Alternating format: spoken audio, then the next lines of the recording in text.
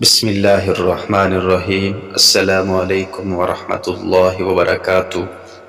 محترم ناظرین، قربانی کس پر واجب ہے، قربانی کے لیے شرائط کیا ہیں، تو آج کی اس ویڈیو میں اس سوال کا جواب دیا جائے گا۔ آپ حضرات سے درخواست ہے کہ ہماری ویڈیو آخر تک ضرور دیکھیں۔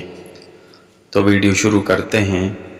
یاد رکھیں، قربانی کے لیے 5 شرطیں ہیں، یعنی جس شخص کے اندر یہ 5 شرطیں پائی جائیں گی اس پر قربانی کے دنوں میں قربانی کرنا واجب ہوگا۔ اگر ان 5 شرطوں میں سے کوئی ایک شرط بھی نہ پائی گئی تو ایسے شخص پر قربانی کرنا ضروری نہیں ہے۔ پہلی شرط یہ ہے مسلمان ہونا۔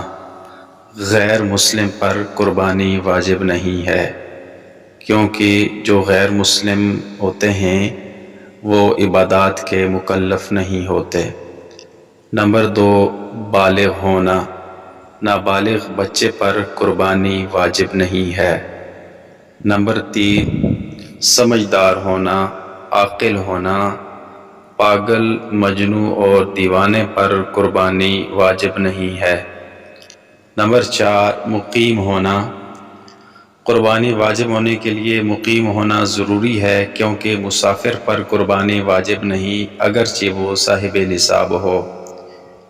اس مسئلے کی وضاحت یہ ہے کہ شرعی اعتبار سے مسافر سے مراد وہ شخص ہے جو اپنے مقام سے 48 میل یعنی 77 کلومیٹر یا اس سے زیادہ مسافت کے سفر پر ہو اور کسی جگہ 15 دن یا اس سے زیادہ مدت رہنے کی نیت نہ کی ہو تو اس کے لیے قربانی وہاں کرنا ضروری نہیں۔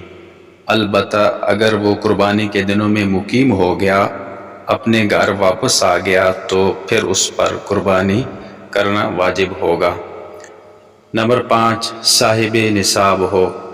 قربانی واجب ہونے کے لیے صاحب نصاب ہونا ضروری ہے، کیونکہ جو شخص صاحب نصاب نہ ہو اس پر قربانی واجب نہیں ہے۔ قربانی کے نصاب میں 5 قسم کی چیزوں کو دیکھا جاتا ہے۔ نمبر 1، سونا۔ نمبر 2، نقدی۔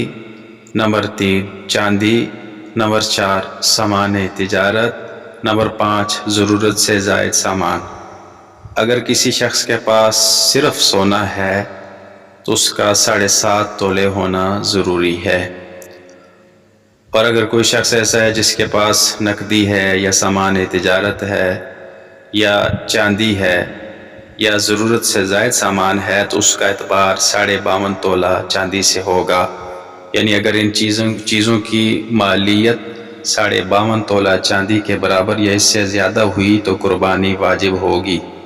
اسی طرح اگر کوئی شخص چاہے وہ مرد ہے یا عورت ہے، اس کے پاس کچھ سونا ہے، کچھ نقدی ہے، کچھ دیگر چیزیں ہیں، سامان تجارت یا ضرورت سے زائد سامان، ان کو اگر جمع کیا جائے اور ان کی مالیت 52.5 تولہ چاندی کے برابر یا اس سے زیادہ بنتی ہے تو اس پر قربانی واجب ہوگی۔